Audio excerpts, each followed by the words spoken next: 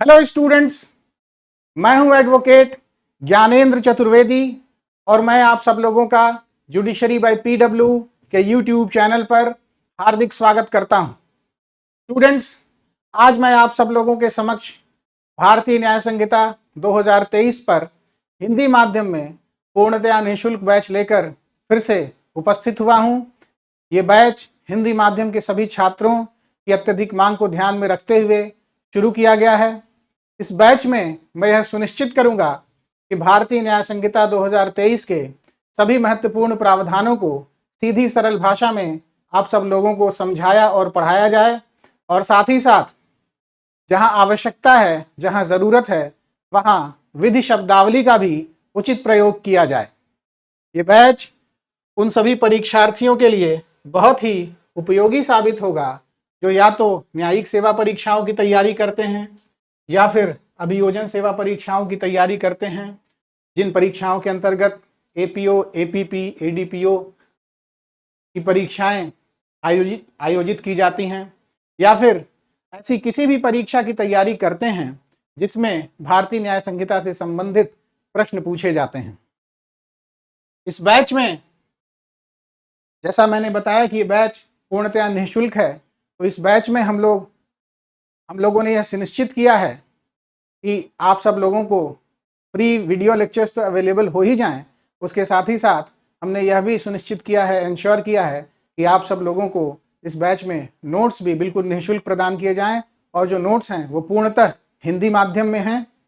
और इन नोट्स में हमने महत्वपूर्ण प्रावधानों को सम्मिलित किया है, उसके साथ ही साथ महत्वपूर्ण और ऐतिहासिक निर्णयों को भी शामिल किया है, सम्मिलित किया है, और साथ ही साथ एमसीक्यूज को भी, वस्तुनिष्ठ प्रश्नों को भी हमने इस बैच के नोट्स में शामिल किया है।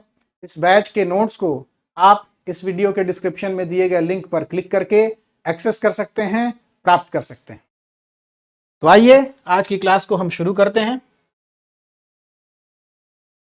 आज की क्लास भारतीय न्याय संहिता में दी गई परिभाषाओं और भारतीय न्याय संहिता में दिए गए दंड के प्रावधानों से संबंधित है। परिभाषा और दंड के संबंध में दिए गए प्रावधानों की ये दूसरी क्लास है, और आज की क्लास में हम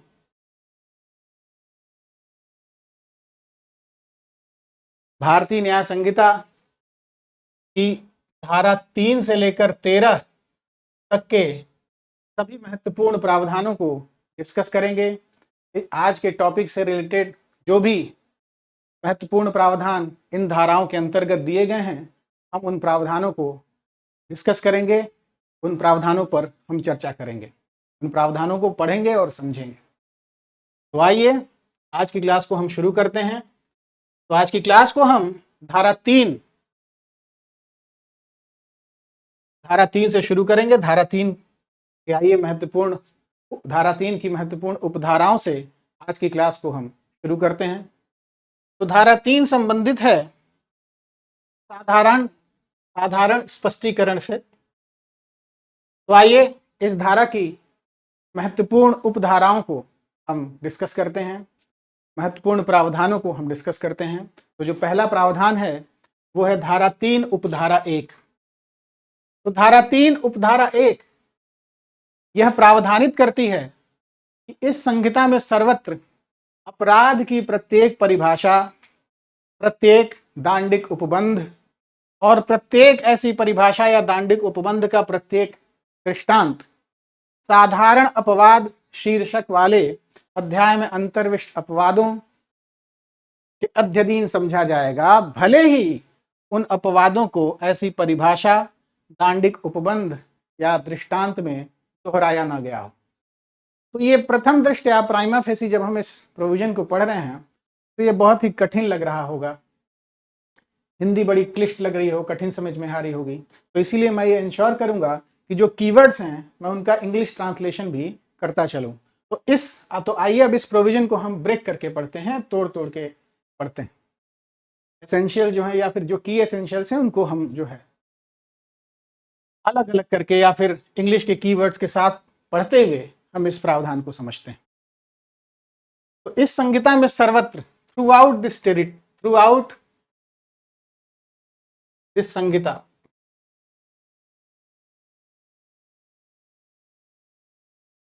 अपराध की प्रत्येक परिभाषा, यानी कि every definition of an offence,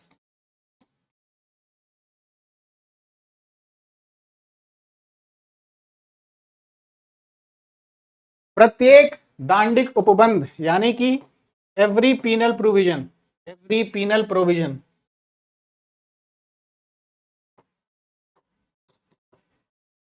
और प्रत्येक ऐसी परिभाषा या दांडिक उपबंध का प्रत्येक दृष्टांत, यानी कि every illustration of such penal provision और डेफिनेशन। तो वो क्या समझा जाएगा? साधारण अपवाद शीर्षक वाले अध्याय में अंतर्विष्ट दिए गए अपवादों के अधीन समझा जाएगा। यानी कि through out this Samhita, every definition of an offense, every penal provision and every illustration of such definition or penal provision will be subject to the exceptions given under the chapter titled general exception। सीधा सीधा अगर हम इसको English भाषा में समझाएं, अंग्रेजी भाषा में अगर समझाएं तो कुछ ऐसे कहा जा सकता है, भले ही चाहे उन अपवादों को ऐसी परिभाषा, दांडिक उपबंध या दृष्टांत में दोहराया न गया हो। तो भले ही उन अपवादों को दोहराया ना गया हो, लेकिन ये सारी चीजें उन अपवादों के अध्ययन हैं, यानी कि ये सारी चीजें उन अपवादों के अधीन हैं। All these provisions are subject to these exceptions, to general exception. तो आइए ये जो प्रावधान है इसको हम एक उदाहरण के माध्यम से समझते हैं, तो चीजें और ज्यादा स्पष्ट हो जाएंगी, क्लियर हो जाएंगी। तो संहिता की जिन धाराओं में अपराधों की परिभाषाएं दी गई हैं, वहां यह अभिव्यक्त नहीं है, यानी अभिव्यक्त का मतलब विशेष रूप से नहीं कहा गया है। It has not been expressly stated, it has not been stated expressly और एक्सप्लिसिटली। तो वहां यह अभिव्यक्त नहीं है, विशेष रूप से नहीं कहा गया है कि 7 वर्ष से कम आयु का बच्चा या फिर जो कीवर्ड यूज्ड है बीएनएस में वो है शिशु। तो 7 वर्ष से कम वर्ष का शिशु अपराध नहीं कर सकता, लेकिन इन परिभाषाओं को साधारण अपवाद के अध्ययन समझा जाना चाहिए, जिसमें यह स्पष्ट रूप से प्रावधानित है कि 7 वर्ष से कम आयु के बच्चे द्वारा किया गया कोई भी कार्य अपराध नहीं माना जाए। आशा करता हूं इस उदाहरण के माध्यम से आपको धारा 3 उपधारा 1 के प्रावधान स्पष्ट हुए होंगे। आइए आगे बढ़ते हैं। अगला जो महत्वपूर्ण प्रावधान है, अगली जो महत्वपूर्ण धारा है वह है धारा 3 उपधारा 2। तो धारा 3 उपधारा 2 यह प्रावधानित करती है कि प्रत्येक पद जिसे इस संहिता के किसी भाग में स्पष्ट किया गया है, इस संहिता के प्रत्येक भाग में उस स्पष्टीकरण के अनुरूप ही प्रयोग किया जाएगा। प्रत्येक पद का मतलब every expression which has been defined और explained, आप कह लीजिए, आपको समझाने के लिए डिफाइंड और एक्सप्लेन्ड दोनों में टर्म्स यूज कर रहा हूं। In any part of this Sanhita will be used according to the same explanation और डेफिनेशन। तो आइए इस बात को हम एक उदाहरण के माध्यम से समझते हैं कि यदि संहिता में कहीं मृत्यु शब्द का प्रयोग हुआ है, उदाहरण के लिए यदि संहिता में कहीं मृत्यु शब्द का प्रयोग हुआ है, तो उसका वही अर्थ माना जाएगा जो परिभाषा खंड अर्थात धारा 2 उपधारा 6 में दिया गया है।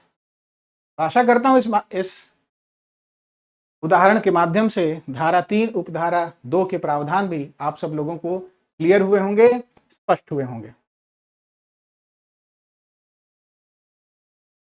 अब जो अगला प्रावधान है वो है धारा 3 उपधारा 3। जब कोई संपत्ति किसी व्यक्ति के कारण उस व्यक्ति के पति या पत्नी का मतलब स्पाउस, लिपिक का मतलब क्लर्क,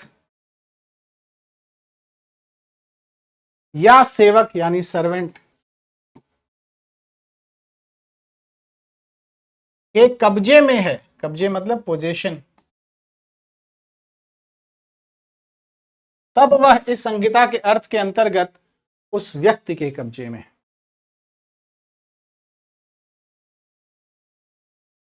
व्हेन, अगर मैं इसको इंग्लिश में समझाऊं तो कुछ ऐसे कहा जा सकता है कि when any property is in the possession of the spouse, clerk और servant of any person on account of that particular person, then the property is shall be deemed to be in possession of that particular person. तो अगर मान लीजिए कोई एक व्यक्ति है, उसके बिहाफ पर, उसके अकाउंट पर, उस व्यक्ति के कारण उस व्यक्ति का पति या पत्नी, उस व्यक्ति का लिपिक या उस व्यक्ति का सेवक उसकी संपत्ति को कब्जे में रखता है, तो यह समझा जाएगा कि वह संपत्ति उसी व्यक्ति के कब्जे में है। आइए आगे बढ़ते हैं। अब धारा 3 के बाद जो इंपॉर्टेंट प्रोविजंस हैं, वो सारे जो प्रावधान हैं वो संबंधित हैं दंडों से। दंड का मतलब पनिशमेंट। पनिशमेंट को डील किया गया है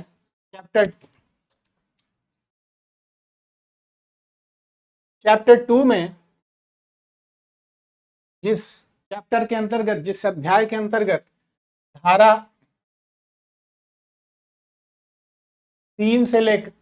4 से लेकर 13 तक आती हैं। ये धाराएं इस चैप्टर के अंतर्गत धारा 4 से लेकर धारा 13 तक के प्रावधान सम्मिलित हैं। तो आइए धारा 4 के महत्वपूर्ण प्रावधानों को हम डिस्कस करते हैं। तो धारा 4 जो है वो दंडों के संबंध में और दंडों के प्रकार के संबंध में जनरल प्रोविजन ले डाउन करती है, साधारण प्रावधान बनाती है। तो आइए हम देखते हैं धारा 4 के महत्वपूर्ण प्रावधानों को। तो धारा 4 यह प्रावधानित करती है, यह बताती है कि अपराधी इस संहिता के उपबंधों के अधीन जिन दंडों से दायी हैं वे हैं, दंडों से दायी का मतलब, दायी है का मतलब लायबल टू बी पनिश्ड, वे हैं मृत्यु यानी कि डेथ, आजीवन कारावास लाइफ इम्प्रिजनमेंट,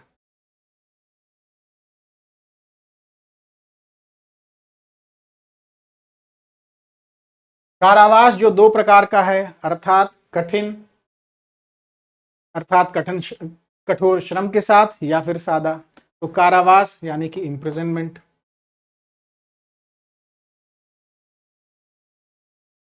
रिगरस और सिंपल।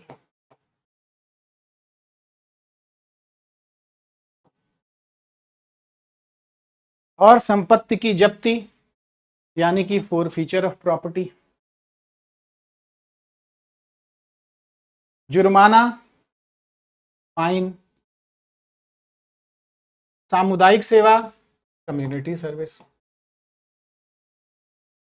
तो जैसा कि हमने पिछली क्लास में भी डिस्कस किया था, सामुदायिक सेवा, कम्युनिटी सर्विस को दंड के रूप में भारतीय न्याय संहिता में जोड़ा गया है और आईपीसी में दंड के 5 प्रकार थे, और लेकिन बीएनएस भारतीय न्याय संहिता में दंड के 6 प्रकार हैं, और उन 6 प्रकार में से सामुदायिक सेवा जो है दंड का नया प्रकार है जिसको बीएनएस में जोड़ा गया है। तो अगला जो, आइए अब अगले प्रावधान की तरफ बढ़ते हैं। अगला जो प्रावधान है वो है धारा 5। तो धारा 5 बात करती है दंडादेशों के लघुकरण के संबंध में। दंडादेशों का लघुकरण, इसका मतलब कम्यूटेशन ऑफ सेंटेंस।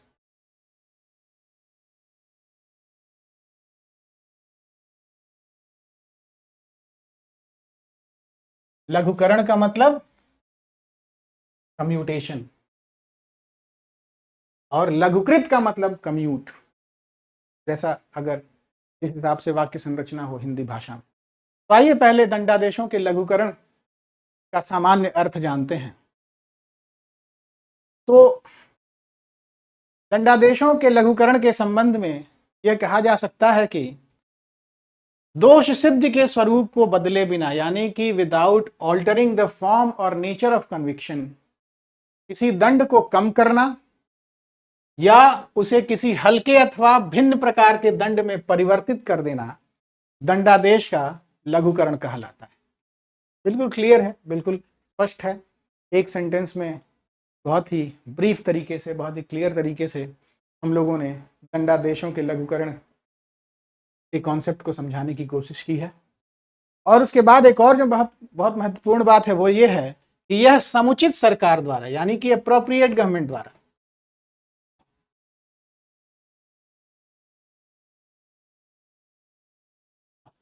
अपराधी की सहमति के बिना, without the consent of the accused, किया जाता है। तो यह समुचित सरकार द्वारा अपराधी की सहमति के बगैर, उसकी सहमति के बिना किया जाता है। तो आइए अब धारा 5 के महत्वपूर्ण प्रावधानों को देखते हैं। तो धारा 5 के अनुसार समुचित सरकार अपराधी की सम्मति के बिना इस संहिता के अधीन किसी दंड का भारतीय सुरक्षा संहिता 2023 की धारा 474 के अनुसार किसी अन्य दंड में लघुकरण कर सकती है।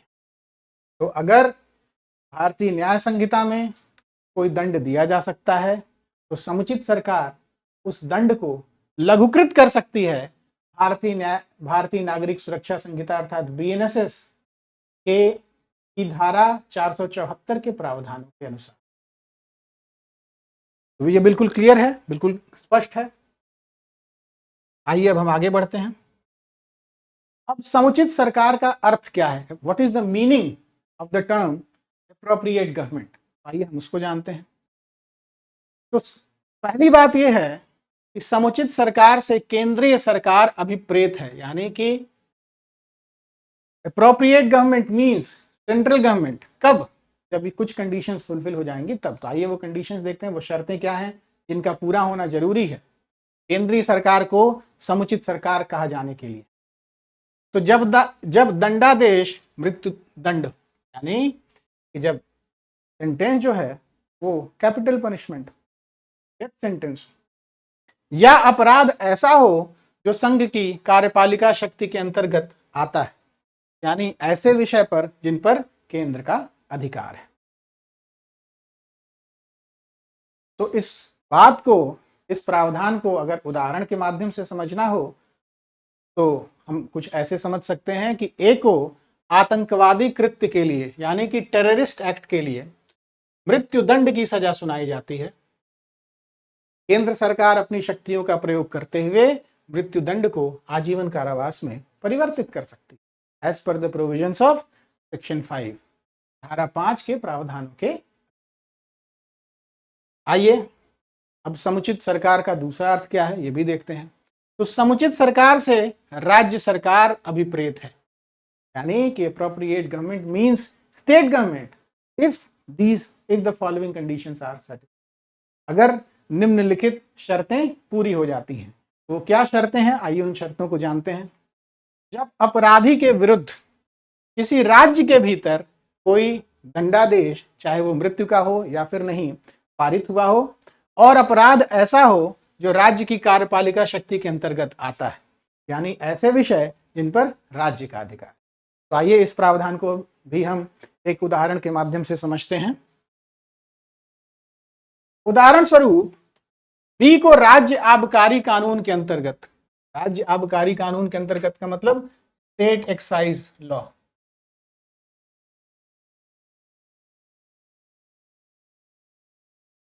दोषी पाया गया और 5 वर्ष के कठोर कारावास की सजा सुनाई गई। राज्य सरकार अच्छे आचरण के आधार पर दंड को 2 वर्ष के साधारण कारावास में परिवर्तित कर सकती है। तो आशा है इस उदाहरण के माध्यम से, ये जो इन उदाहरणों के माध्यम से धारा 5 के जो भी प्रावधान हैं तो सब आप सब लोगों को स्पष्ट हुए होंगे क्लियर हुए होंगे। आइए आगे बढ़ते हैं। अब धारा 6, अगला महत्वपूर्ण प्रावधान जो है वो धारा 6 है। धारा 6 बात करता है दंडावधियों की भिन्नों के बारे में, यानी कि फ्रैक्शंस ऑफ इम्प्रिजनमेंट। भिन्न का मतलब फ्रैक्शन।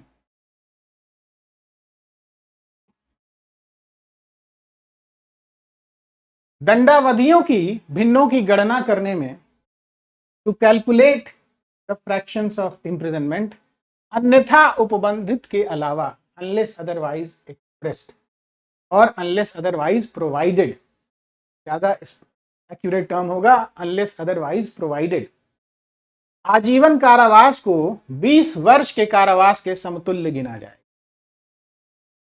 तो इसका मतलब यह हुआ कि आजीवन कारावास को 20 वर्ष समझा जाएगा, लेकिन केवल एक पर्पस के लिए, केवल एक उद्देश्य के लिए, और वो उद्देश्य है सिर्फ और सिर्फ भिन्नों की गणना। सिर्फ और सिर्फ भिन्नों की गणना के उद्देश्य से, वास्तविक, न कि वास्तविक दंडावधि के लिए आजीवन कारावास को 20 वर्ष समझा जाए। तो सिर्फ और सिर्फ आजीवन कारावास, सिर्फ और सिर्फ भिन्नों की गणना के उद्देश्य से आजीवन कारावास को 20 वर्ष की अवधि का समझा जाएगा। सिर्फ और सिर्फ भिन्नों की गणना के लिए, only to calculate the fractions of imprisonment. यह प्रावधान केवल भिन्नों की गणना हेतु एक कानूनी संकल्पना है, एक लीगल फिक्शन है। वास्तविक, ये ध्यान रखने योग्य बात है कि वास्तविक दंडावधि के लिए आजीवन कारावास का जो समय है वो 20 वर्ष नहीं है। वो सिर्फ एक पर्पज के लिए है, वो सिर्फ एक उद्देश्य के लिए है, और वो उद्देश्य है सिर्फ और सिर्फ केवल भिन्नों की गणना का उद्देश्य, और कोई उद्देश्य।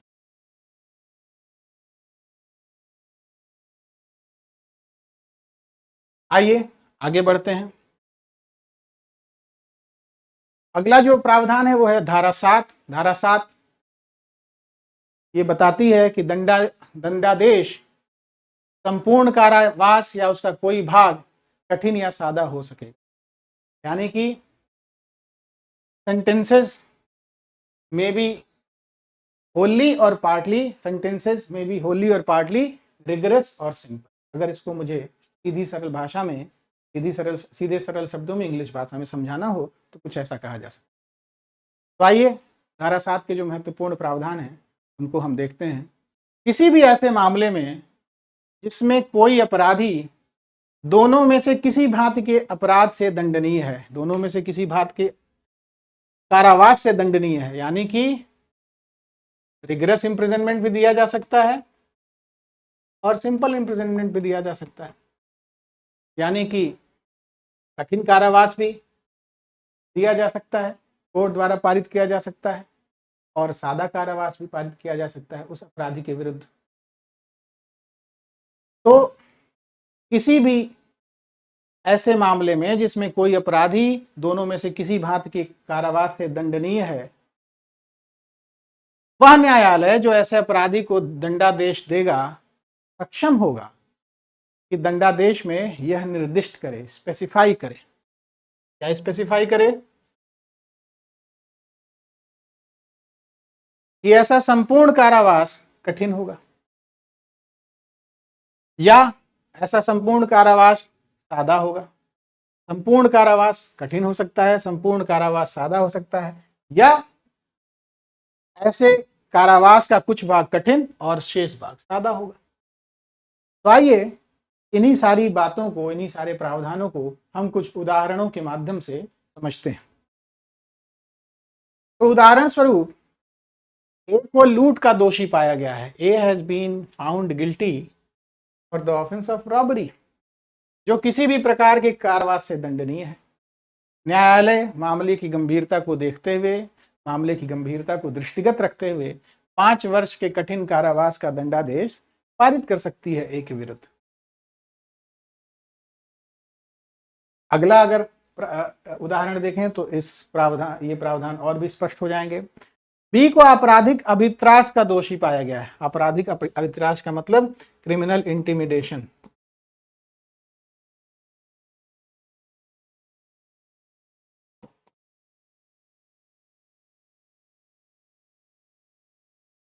जो किसी भी प्रकार के कारावास से दंडनीय है।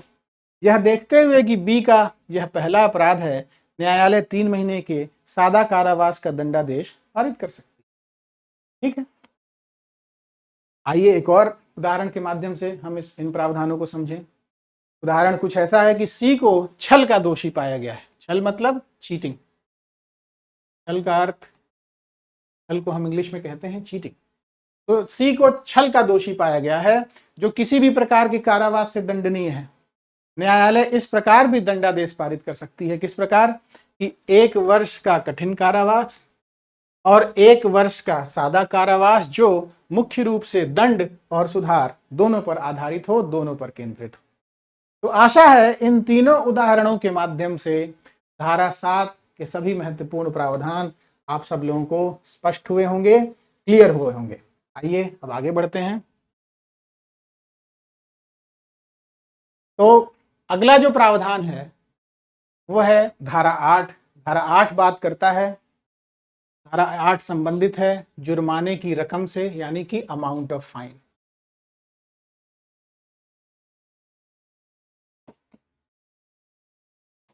और जुर्माना देने में व्यतिक्रम होने पर दायित्व, यानी कि इसको हम कुछ ऐसे इंग्लिश में कह सकते हैं, liability in default of payment of fine.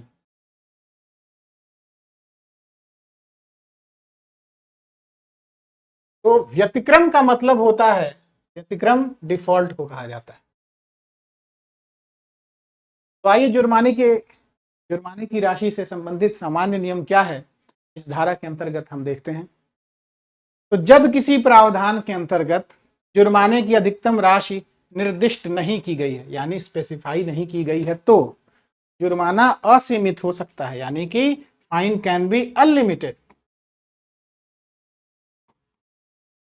लेकिन जुर्माना अत्यधिक नहीं होना चाहिए, it shall not be excessive.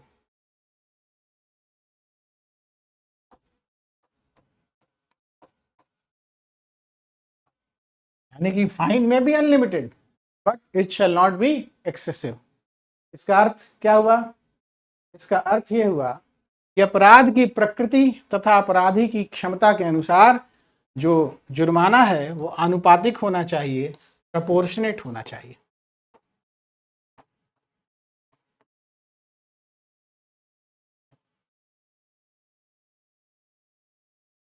अब जो अगली बात है धारा 8 में, वो संबंधित है जुर्माना न देने पर कारावास से। आइए देखते हैं इन प्रावधानों को भी। धारा 8 यह उपबंधित करती है कि न्यायालय जुर्माना न देने पर कारावास का दंडादेश पारित कर सकती है, यानी कि ये प्रावधान न्यायालय को एम्पावर कर रहा है।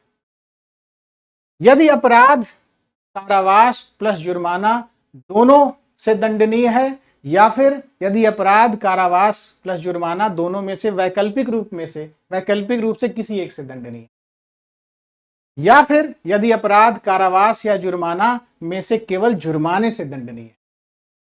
तो यदि अपराध कारावास और जुर्माना दोनों से दंडनीय है तो, या फिर यदि अपराध कारावास प्लस जुर्माना दोनों में से वैकल्पिक रूप से किसी एक से दंडनीय है, या फिर यदि अपराध कारावास या जुर्माना में से केवल जुर्माने से दंडनीय है। तो इन तीनों ही परिस्थितियों में न्यायालय जुर्माना न देने पर कारावास का दंडादेश पारित कर सकती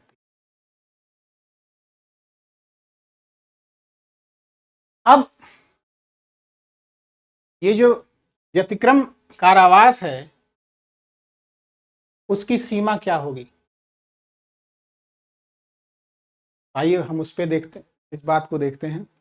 व्यतिक्रम कारावास, जैसा मैंने भी बताया कि limit of imprisonment in default of payment of fine।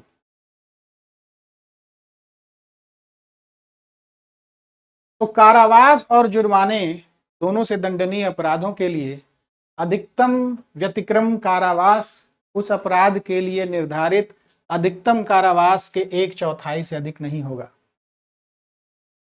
यानी कि it shall not be more than 1/4 of the maximum term of imprisonment provided for that particular offense. एक उदाहरण के माध्यम से समझेंगे तो ये प्रावधान और ज्यादा स्पष्ट हो जाएंगे। तो उदाहरण स्वरूप यदि किसी अपराध के लिए निर्धारित अधिकतम कारावास की अवधि 8 वर्ष है तो व्यतिक्रम कारावास की अधिकतम अवधि 2 वर्ष ही होगी, यानी कि 1/4 से ज्यादा नहीं होगी।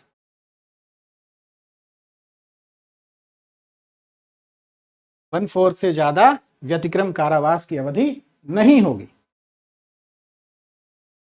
अब व्यतिक्रम कारावास का प्रकार क्या होगा?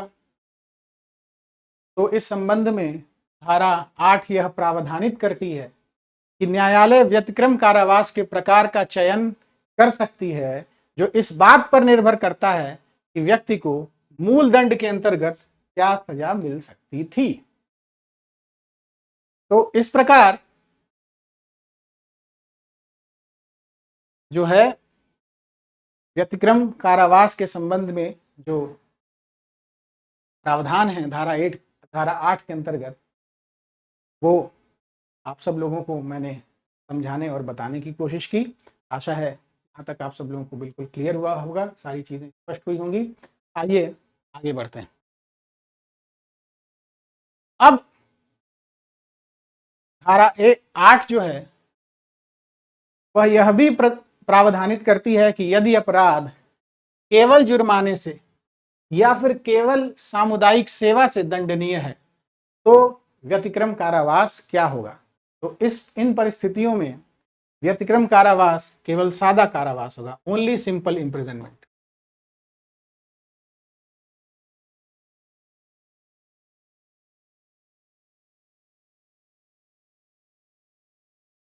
जिसकी अवधि इस प्रकार होगी। अवधि क्या होगी, लिमिट क्या होगी व्यतिक्रम कारावास की? 2 महीने अगर जुर्माना 5,000 रुपए या उससे कम है, अधिकतम 4 महीने यदि जुर्माना 5,000 रुपए से लेकर 10,000 रुपए तक के बीच में है, और अधिकतम 1 वर्ष अन्य मामलों में जहां जुर्माना जो है 10,000 रुपए से अधिक है।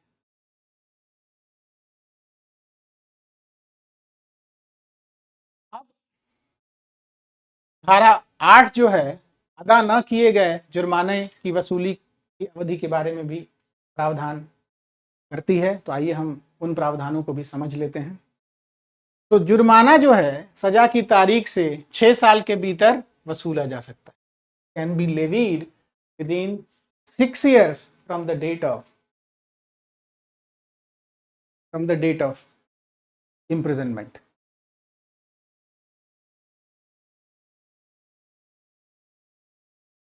या फिर from the date of punishment, will be better to call it from the date of punishment.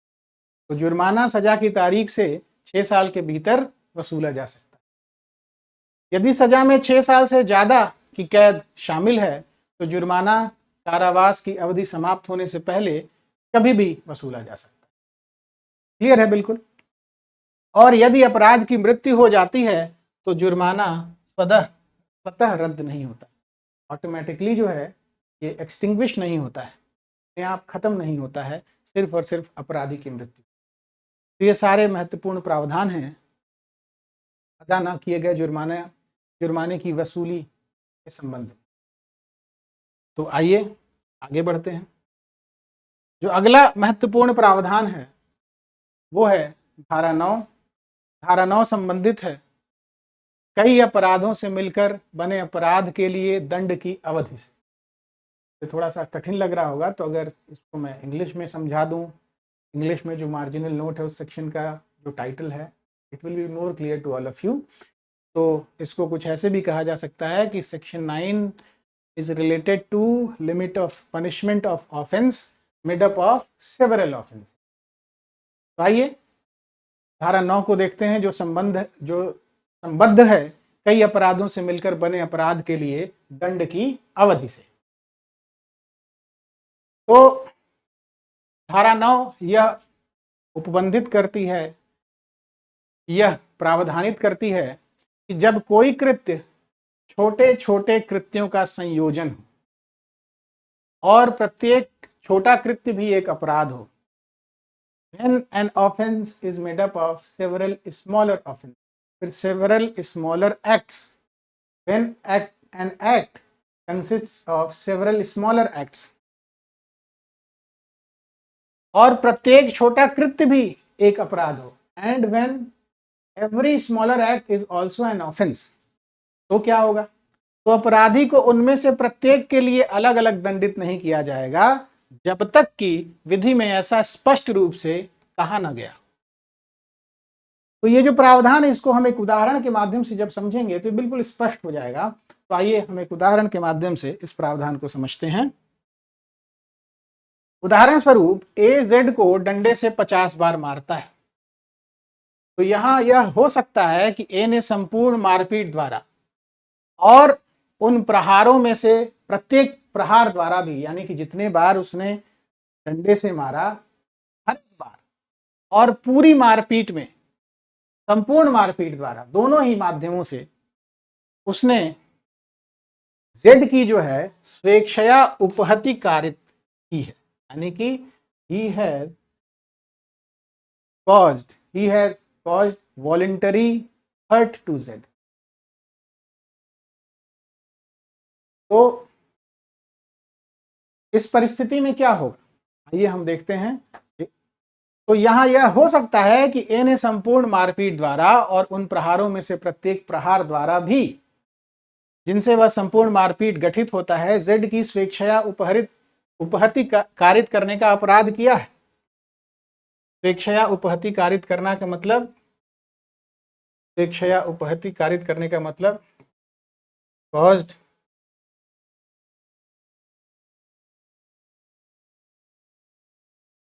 voluntarily caused hurt to Z। स्वेच्छया उपहति कारित करने का मतलब voluntarily cause hurt, ठीक है।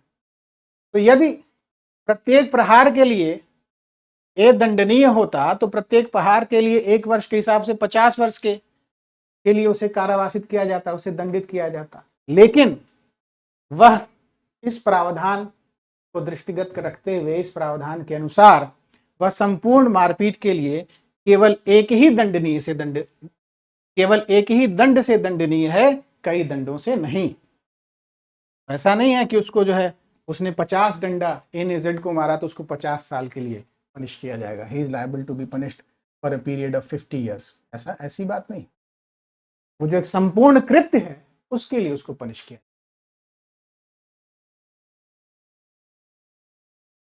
अब अगला जो प्रावधान है वो है धारा 10।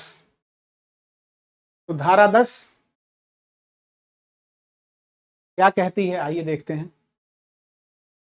कई अपराधों में से एक के दोषी व्यक्ति के लिए दंड की अवधि क्या होगी, ये धारा 10 बताती है, जबकि निर्णय में यह कथित है कि यह संदेह है कि वह किस अपराध का दोषी। थोड़ा सा लंबा है ये टाइटल, इसलिए थोड़ा कंफ्यूजिंग लग रहा है। तो इसको अगर इंग्लिश में समझाऊं मैं तो कुछ ऐसे कहा जा सकता है कि punishment of person guilty of one of several offences, the judgment stating it is doubtful of which. तो आइए इस प्रावधान को हम जो है पढ़ते हैं, समझते हैं। तो यह प्रावधान कहता है, धारा 8 यह प्रावधानित करती है, यह बताती है कि यदि किसी व्यक्ति को संभावित अपराधों में से एक का दोषी पाया जाता है और न्यायालय को यह निश्चित नहीं है कि उसने कौन सा अपराध किया है, यह निश्चित नहीं है कि उसने कौन सा अपराध किया है, लेकिन यह निश्चित है कि उसने उन अपराधों में से कोई एक अपराध किया, तो क्या होगा। और यदि एक ही दंड उन सब अपराधों के लिए उपबंधित नहीं है, यानी कि ऑफेंसेस डिफरेंट हैं, लेकिन यह क्लियर नहीं है कि उसने कौन सा ऑफेंस किया, लेकिन ये कोर्ट बिल्कुल श्योर है, इस बात पे बिल्कुल जो है न्यायालय निश्चित है, इस बात को लेकर न्यायालय बिल्कुल निश्चित है कि उसने कोई एक अपराध तो कारित किया है, और वो सारे जो अपराध हैं वो भिन्न भिन्न दंडों से दंडनीय हैं। वे सारे जो अपराध हैं वो भिन्न भिन्न दंडों से दंडनीय हैं, तो वो जो अपराधी है उस अपराध के लिए दंडित किया जाएगा जिसके लिए कम से कम दंड उपबंधित किया गया है। तो उसी अपराध के लिए उसको दंडित किया जाएगा, उसी ऑफेंस के लिए उसको पनिश किया जाएगा जिसके लिए लीस्ट इम्प्रिजनमेंट, लीस्ट पनिशमेंट। तो आइए हम ये जो प्रावधान है इसको एक उदाहरण के माध्यम से भी समझते हैं। तो मान लीजिए उदाहरण स्वरूप ए पर निम्नलिखित आरोप लगाए गए हैं। छल का आरोप है जो 7 वर्ष तक के दंड से दंडनीय है, और आपराधिक न्यास भंग का भी आरोप है जो 3 वर्ष तक के दंड से दंडनीय है। छल का मतलब जैसे अभी हमने पहले भी डिस्कस किया, चीटिंग। आपराधिक न्यास भंग का मतलब क्रिमिनल ब्रीच ऑफ ट्रस्ट।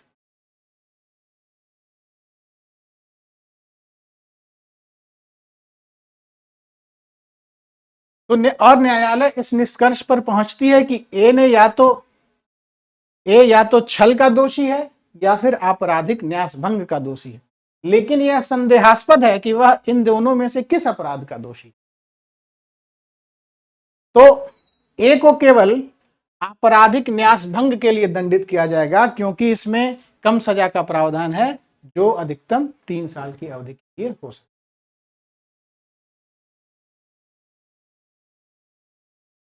अब हम एकांत परिरोध से संबंधित प्रावधानों पर चर्चा करेंगे। एकांत परिरोध यानी कि सॉलिटरी कन्फाइनमेंट।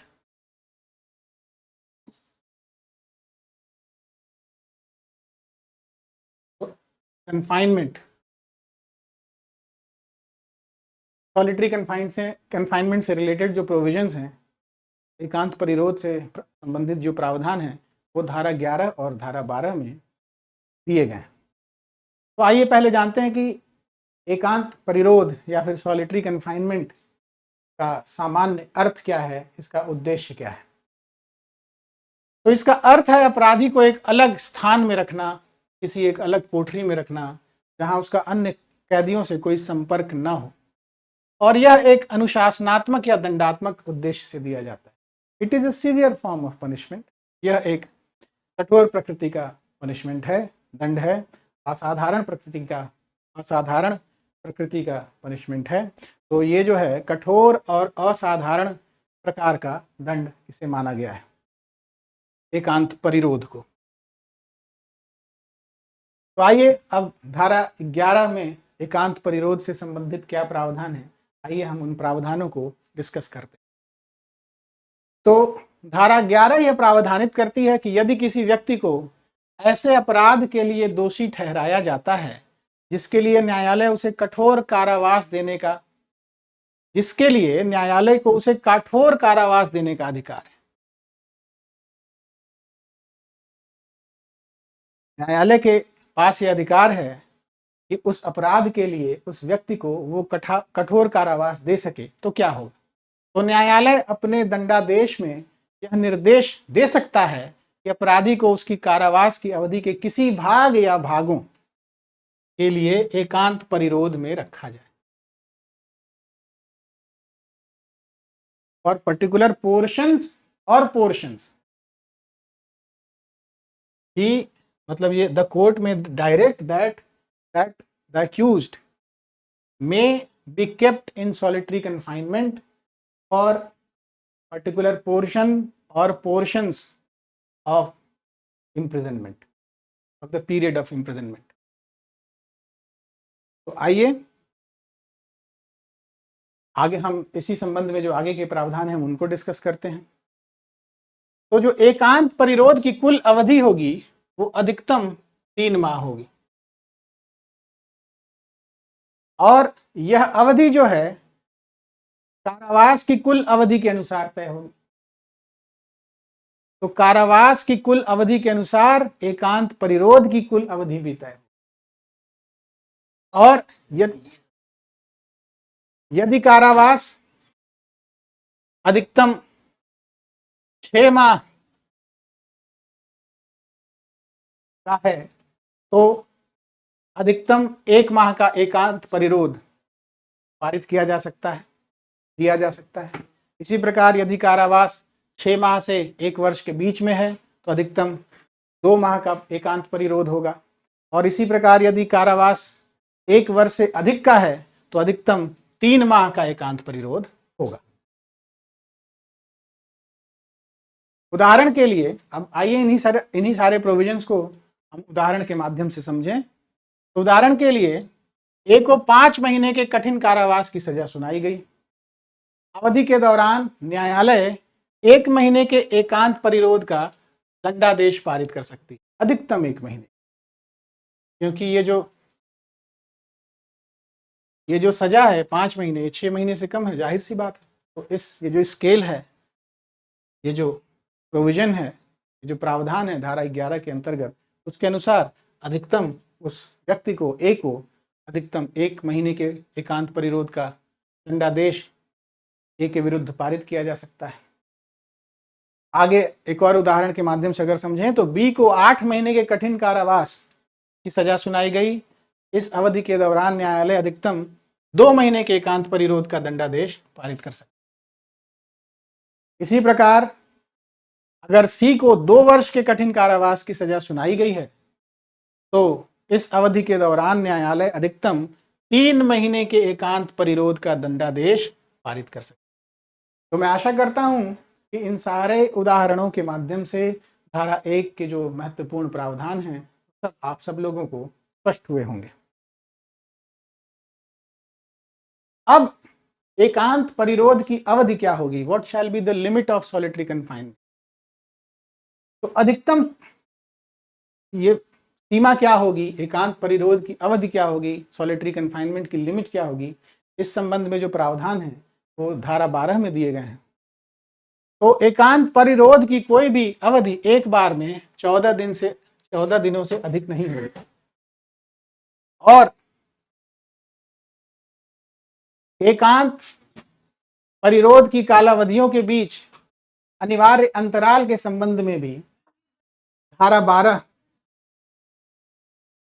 महत्वपूर्ण प्रावधान बताती है। तो आइए उन प्रावधानों को भी हम देखते हैं।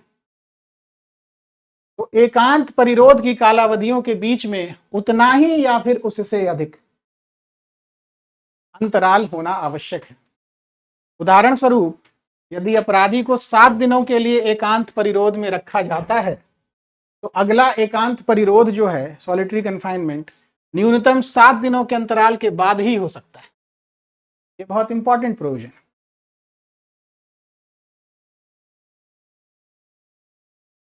ठीक है। और यदि कारावास की कुल अवधि 3 माह से अधिक है तो किसी भी 1 माह में एकांत परिरोध की अवधि 7 दिनों से अधिक नहीं होगी और यहां भी एकांत परिरोध की कालावधियों के बीच उतना ही या फिर उससे अधिक अंतराल होना आवश्यक है। तो उतना ही इंटरवल होना चाहिए between the durations of solitary confinement. तो एक उदाहरण के माध्यम से जब हम समझेंगे तो और ज्यादा क्लियर हो जाएंगी चीजें। तो उदाहरण के लिए 6 महीने के कारावास के लिए जनवरी में अगर अपराधी को 7 दिनों के लिए एकांत परिरोध में रखा जा सकता है तो फिर न्यूनतम 7 दिनों के अंतराल के बाद ही फरवरी में और इसी प्रकार आगे भी अपराधी को एकांत परिरोध में रखा जाए। तो ये एकांत परिरोध सॉलिटरी कन्फाइनमेंट से रिलेटेड प्रोविजंस थे। मैंने इनको सीधी सरल सुगम भाषा में समझाने का प्रयास किया और मैं आशा करता हूं कि ये जो सॉलिटरी कन्फाइनमेंट से रिलेटेड प्रोविजंस हैं वो सब भी आप सब लोगों को क्लियर हुए होंगे। तो मैं आज की क्लास को यहीं कंक्लूड करता हूं। मैं आशा करता हूं कि आज की क्लास आप सब लोगों को इन्फॉर्मेटिव लगी होगी, यूज़फुल लगी होगी और अगर आज की क्लास आप सब लोगों को पसंद आई हो तो प्लीज़ वीडियो को लाइक और शेयर करें और चैनल को सब्सक्राइब करें। जय हिंद।